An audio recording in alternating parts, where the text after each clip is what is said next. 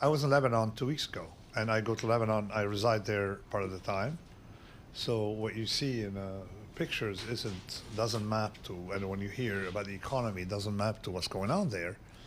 They've been a little slowed down by the Gaza war, some kind of rise in across all economic sectors in Lebanon on a more anti-fragile basis.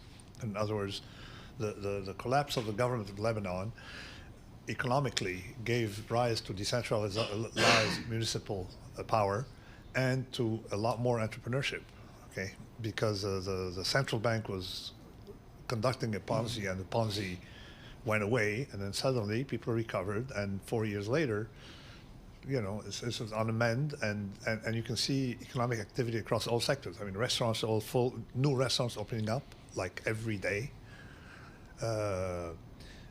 At least in my neighborhood, like 40, 50 past year. I mean, every day, every week. So you have so what the perception of Lebanon from the outside is quite distorted, given that I spent time there. This war, I think, is, I mean, there is a problem. Okay, let's say there is a problem. The fighting is confined to Hezbollah and the State of Israel, but of course there are side effects outside. But something tells me that if you go to a bigger war, if Israel wants to drag the U.S. into that war, then thing would blow up. But David, if one the final US question. Yeah. David, one final question. How do you gauge the prospects of that happening? We've been I think that the U.S. is resisting, and the Iranians are trying to be nice, and there is a more conciliatory tone here.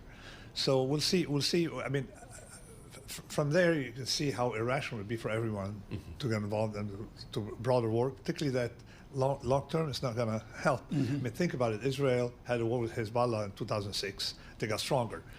They occupied southern Lebanon, and Hezbollah been stronger and stronger. So every war is just like a delayed training program for Hezbollah. So Israel doesn't have it's in its own interest.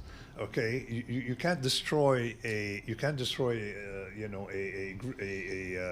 ideology. You can destroy military installations.